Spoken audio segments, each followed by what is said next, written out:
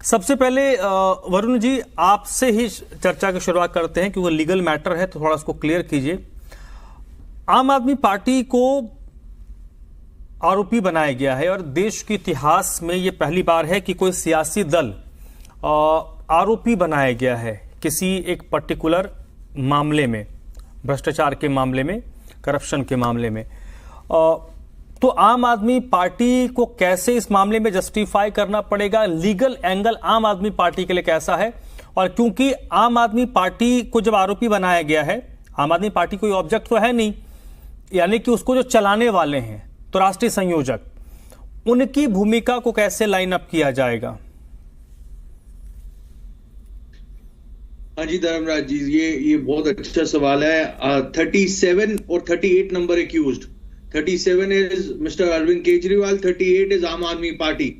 दो नए इंडक्शन हुए हैं एज एक्यूज्ड और 200 पन्ने की 200 पेजेस की चार्जशीट फाइल हुई है। अभी तक डिबेट पूरा चल रहा था जो मीडिया में, वो ये चल रहा था दैट एंड जो एक्विजिशन थी from the accuse side also, that where is the money trail. क्योंकि अगर आपको पल्मा के अंडर कन्विक्शन करना होता है तो जो एनफोर्समेंट एजेंसी होती है, जो ED, they have to prove what is the money trail।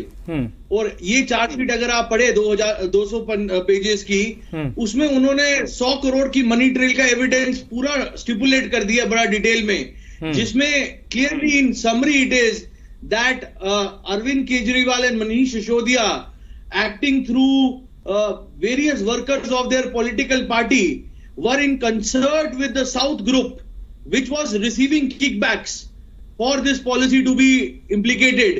और इसमें 2-3 प्राइवेट पर्संस के बड़े प्रोमिनेंट नाम आए हैं, जैसे मिस्टर महेंद्रू और जिनकी ओनरशिप है इंडो स्पिरिट की, और मिस्टर अमन डाल।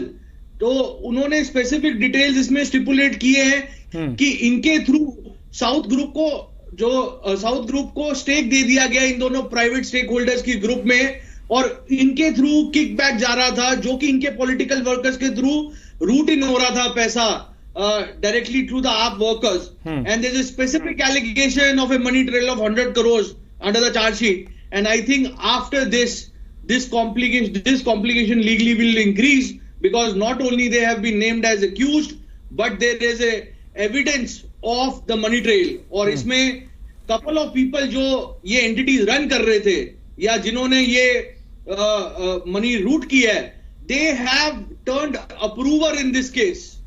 और उन्होंने एविडेंस दे रहे हैं वो कि किस तरीके से ये एक्शन हुआ था।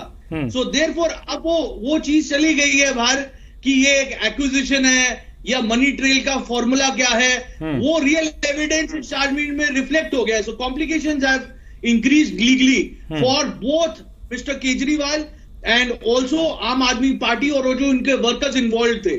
आम आदमी पार्टी के लिए क्या एक्यूज नंबर 38, हाँ 38 है, 38 ही है ना आम आदमी पार्टी? हाँ, एक्यूज नंबर 38 के लिए क्या आगे आप कानूनी विकल्प देखते हैं? कानूनी विकल्प बताइए। ये एक बड़ा लॉ में भी बड़ी पहली बार जूरिस्प्रूडेंस बनेगा where political party is inducted under पल्मा। नाउ इसके बड़े सीरियस इंप्लीकेशंस है, बिकॉज जब एक पॉलिटिकल पार्टी आपको ये पता होना चाहिए, अगर आज की डेट पे सुप्रीम कोर्ट की भी guidelines and the law is that if you are convicted in a criminal case as a politician also, you cannot contest any elections further।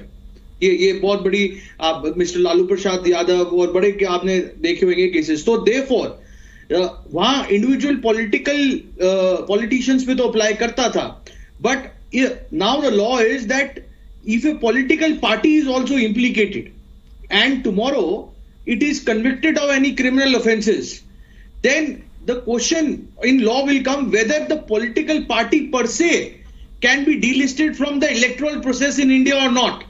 ये एक बहुत बड़ा कानूनी क्वेश्चन अराइज हो जाएगा, बिकॉज एक इंडिविजुअल अगर जाए या बैन हो, जैसे कि in case of mister Lalu Prasad Yadav was banned, RJD was not banned, today Tejashwi and the political party runs।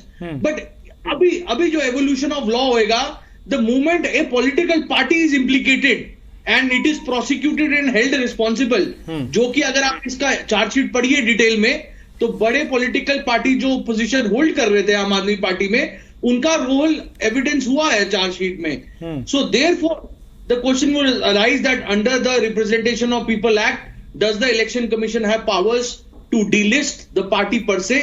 And my legal view is that because there is a moral code of conduct which is higher than a normal person, which is applicable to a political party because it is representing public interest, therefore they have to be much cleaner, and under law EC has much larger power to delist them if they are involved, if there is a conviction.